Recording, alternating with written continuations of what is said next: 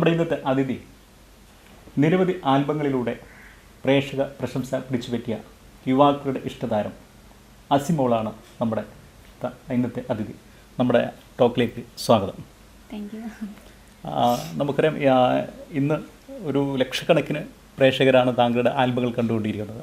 അപ്പോൾ ഇവിടെ ഈ രംഗത്തേക്ക്, ആൽബത്തിലേക്ക് കടന്നു വരവ് എങ്ങനെയായിരുന്നു? കടന്നു വരുമെന്നല്ലെങ്കിൽ അത് വലിയൊരു സ്റ്റോറിയാണ്. ചെറിയൊരു ഇതാക്കിയിട്ട് പറയാം. ഓൾമോസ്റ്റ് ഞാൻ ഈ ആക്ടിങ് അങ്ങനെയൊന്നും ചെയ്യുന്ന ആളല്ല. ഞാൻ ഈ ടിക്ടോക്ക് അങ്ങനത്തെ സംഭവം ചെയ്യുന്നതല്ലാതെ ഇങ്ങനെ ആക്ടിങ് അങ്ങനെയൊന്നും ചെയ്യുന്ന ആളല്ല. ഓൾമോസ്റ്റ് ഞാൻ ജോബ് ചെയ്യുന്നുണ്ട് ഇനി അക്കൗണ്ടൻ്റായിട്ട്. അപ്പോൾ ഒന്നെങ്കിൽ അക്കൗണ്ടൻ്റായിട്ട് ചെയ്തിട്ടുണ്ട്, പിന്നെ സെയിൽസ് ഗേൾ ആയിട്ട് ചെയ്തിട്ടുണ്ട്. ആ ഒരു ടൈമിൽ എന്തെന്ന് പറഞ്ഞെങ്കിൽ വീട്ടിൽ ഞാൻ ചിലവിന് കൊടുക്കണം, അങ്ങനത്തെ ഒരു അവസ്ഥയാണ്. അപ്പോൾ ഓൾമോസ്റ്റ് ഞാൻ പണിയെടുക്കുന്ന ഒരു ടൈമായിരുന്നു. അപ്പോൾ നമ്മളെ ഈ കോവിഡ് വന്നിട്ടാകുമ്പോൾ പണി കട്ടായി. പിന്നെ അവിടെ സെയിൽസ് ഗേളൊന്നും വെക്കാൻ പറ്റാത്തൊരു അവസ്ഥയായി അവർക്ക്. അപ്പം എൻ്റെ പണി ഏകദേശം പോയി. അപ്പോൾ പിന്നെ എനിക്ക് വേറെ ഒരു നിവൃത്തിയില്ല, വേറെ ആരും പണിയൊന്നും ഇല്ല എവിടെയും. അങ്ങനെ ഒരു അവസ്ഥ വന്നിട്ടാകുമ്പോഴേക്ക് ഇങ്ങനെ ഇരുന്നിട്ടാകുമ്പോൾ നമ്മൾ ഇങ്ങനെ ടിക്ടോക്ക് ഇങ്ങനെ നോക്കുന്ന സമയത്ത് ഞാനല്ല, എൻ്റെ ഒരു ഫ്രണ്ട് എടുത്തിട്ട് കുദാ ഷാഹുലിൻ്റെ ഒരു ഓൺ വോയിസ് വീഡിയോ ഉണ്ടായിരുന്നു. കാസർഗോഡ് നിന്ന് ഒരു ആക്ട് ചെയ്യാനുള്ള ഒരാൾ കിട്ടുമോ എന്നുള്ളതിൽ.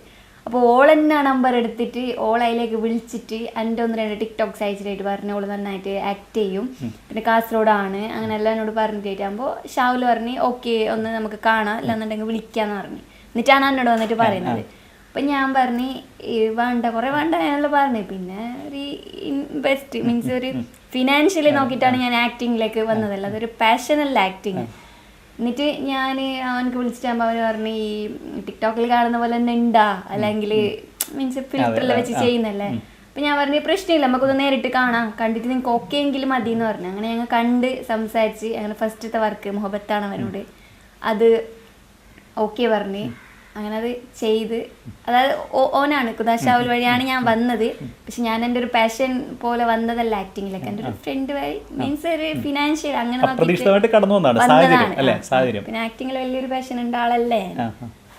ഈ നമ്മുടെ പറഞ്ഞ ഫസ്റ്റ് പ്രോജക്റ്റ് മുഹബത്താണ് അവനോട് അല്ലേ, അതിനെ കുറിച്ചിട്ട് മുഹബത്താണ് അവനോട് അതിപ്പോഴും ഓർമ്മിക്കുമ്പോൾ നിരവധി ചെയ്ത് കഴിഞ്ഞു, ഫസ്റ്റിലേതായിരുന്നു അത് ഓർമ്മിക്കുമ്പോൾ അത് എക്സ്പെക്ട് ചെയ്യാതെ ചെയ്തൊരു വർക്കാണ്. ബാക്കിയെല്ലാം നമ്മളോട് വിളിച്ച് പറയും ആൾക്കാർ, പ്രൊഡ്യൂസറും ഡയറക്ടറും ബാക്കിയുള്ള എല്ലാം അങ്ങനെ പറയും. ഇത് എക്സ്പെക്ട് ചെയ്യാതെ, അതും പിന്നൊന്ന് അറിയാലോ മുസ്ലിം ഗേൾ ആകുമ്പോൾ അതിൻ്റെ ബാക്ക്ഗ്രൗണ്ട് അറിയാലോ.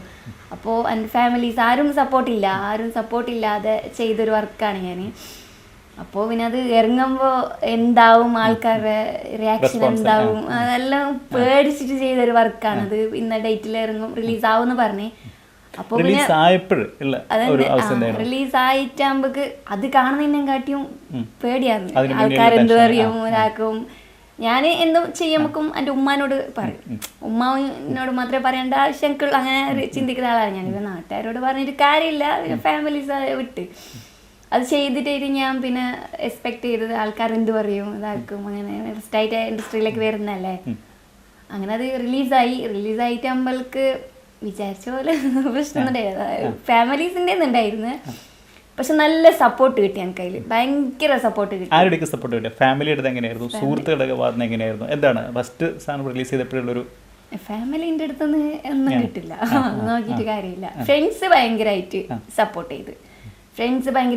ചെയ്ത് പിന്നെ പ്രൊമോഷൻ ചെയ്ത് അവർക്ക് നന്നായിട്ട് കയറി. പക്ഷെ ഫസ്റ്റ് ഇൻഡസ്ട്രിയിൽ വരുമ്പോഴേക്കുള്ള ചെറിയൊരു നെഗറ്റീവ്സും കാര്യം ഉണ്ടായിരുന്നു അതിൻ്റെ കമൻറ്റ് ബോക്സിലായിരുന്നു. പക്ഷെ ഞങ്ങൾക്കും ഭയങ്കര നെർവസായി അത് കണ്ടിട്ടാകുമ്പോൾ. ഞാൻ ഷാഹുലിനെ വിളിച്ചിട്ട് പറഞ്ഞ് എന്താ ഇങ്ങനെ ഭയങ്കര ബാഡ് കമൻറ്റ്സ്, എനിക്ക് എന്തോ പോലെ അന്ന് അങ്ങനെ പിന്നെ പറഞ്ഞത് ആരെങ്കിലും ഇൻഡസ്ട്രിയിലേക്ക് ഒരു മുസ്ലിം ഗേൾ വരുമ്പോഴേക്ക് ഉണ്ടാകുന്നതാണ്, അത് മൈൻഡ് ചെയ്യണ്ട, നിൻ്റെ ആക്ടിങ് ഓക്കെയാ, നിനക്ക് ഒരു പ്രശ്നമില്ല എന്ന് പറഞ്ഞിട്ട് കുറച്ചും കൂടി ഇത് തന്ന്. അങ്ങനെ അത് ഇറങ്ങിയിട്ടാകുമ്പോൾ ഫാമിലീസ് കുറച്ച്